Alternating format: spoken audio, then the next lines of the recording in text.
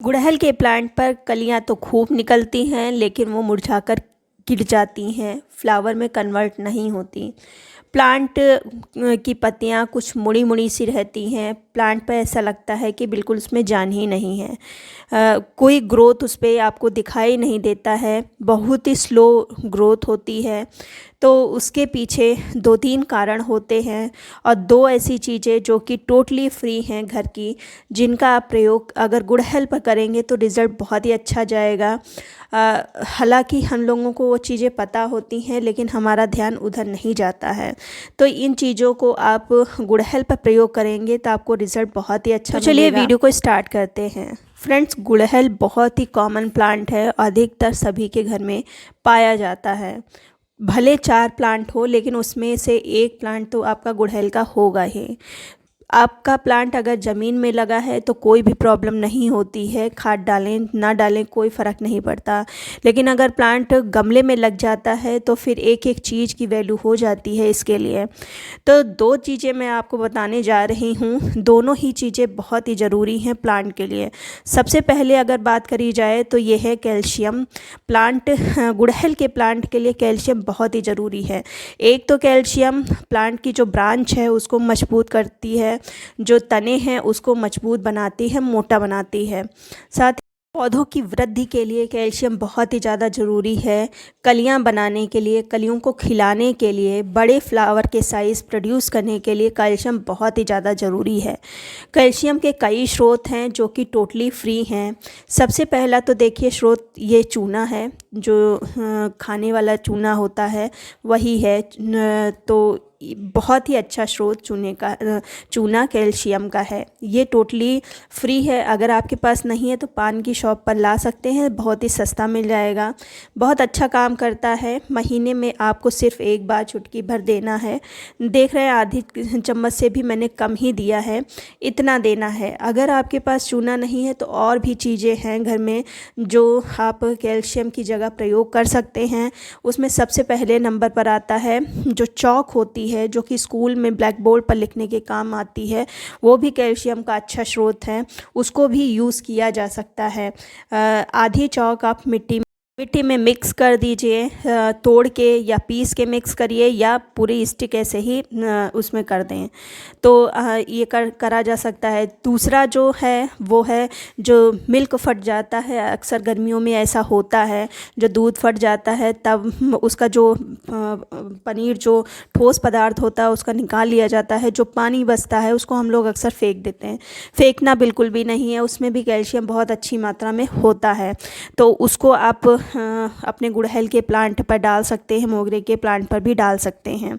तीसरा जो है वो आप केमिकल का प्रयोग कर सकते हैं अपने प्लांट पर। केमिकल में भी कैल्शियम नाइट्रेट करके आता है मार्केट में, वो आप ला सकते हैं।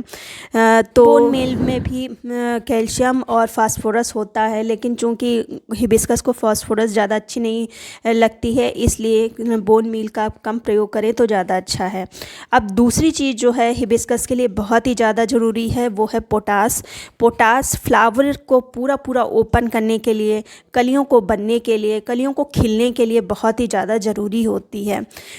पोटास ही प्लांट की इम्यूनिटी को बूस्ट करता है, रोगों से लड़ने के लिए उसको मजबूत करता है।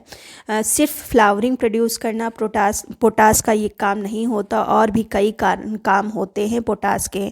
तो उसके लिए आप ये चीज़ ले सकते हैं, ये है बनाना पील का पाउडर। चूँकि इस समय बारिश स्टार्ट कई कई जगह पर हो चुकी है, तो हम उसका लिक्विड फर्टिलाइज़र नहीं दे सकते हैं। हालांकि अगर आपके यहाँ बारिश नहीं हुई है तो आप लिक्विड दे सकते हैं। मेरी तरफ बारिश नहीं हुई है, अच्छी खासी धूप निकल रही है, तो मैं लिक्विड भी दे सकती हूँ। पाउडर बनाना कैसे है, पहले देखिए मैंने लगभग ये 12 केले होंगे, इनके जो है पील हैं खूब अच्छे से सुखा लेना है। मेरी तरफ धूप बहुत अच्छी निकल रही है, तो ये आसानी से 3 दिन में सूख जाते हैं। फिर इनको ग्राइंड कर लेना है मिक्सर में। तो इतना जो केले का जो छिकला है ये कम से कम 3 महीने के लिए, हिबिस्कस के लिए काफ़ी है। 3 महीने हम अच्छे खासा यूज़ इसको कर सकते हैं। तो सबसे पहले तो हम इसको पीस लेते हैं, और जितना अच्छा आप इसको सुखाएंगे उतनी ही अच्छे से ये पीस भी जाएगा।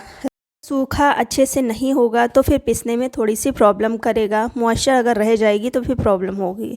तो देखिए मैंने पीस लिया है और जितने ये थे जो पील थे उनके आधे मैंने अभी पीसे हैं, आधे मैं बाद में पीस लूँगी। आपको दिखाने के लिए मैंने अभी इतने ही पीसे हैं, तो इसको हम पहले निकाल लेते हैं इस तरह से। और देखिए कितना अच्छा पिस गया है और काफ़ी महीन पिसा हुआ है। तो इसमें देखिए किसी भी तरह की कोई फंगस भी नहीं लगेगी। इसको आप एयर टाइट कंटेनर में रख सकते हैं और जब भी आप अपने प्लांट को फर्टिलाइज़ करें तो इसकी 2 चम्मच आप मिक्स कर लें। ऐसे ही आप डायरेक्ट भी प्लांट में दे सकते हैं। देखिए मिट्टी थोड़ी सी मॉइस्ट है, सुबह का टाइम है, तो अब हम इसकी 2 चम्मच भर भर के देंगे और ये भी आप महीने में 2 बार दे सकते हैं। चूना जो मैंने आपको बताया ये थोड़ा सा कम देना है, लेकिन ये वाली फर्टिलाइज़र आप अच्छी खासी मात्रा में दे सकते हैं। अगर ज़्यादा भी हो जाएगी तो कोई नुकसान नहीं करेगी, लेकिन कैल्शियम ज़्यादा नहीं होना चाहिए।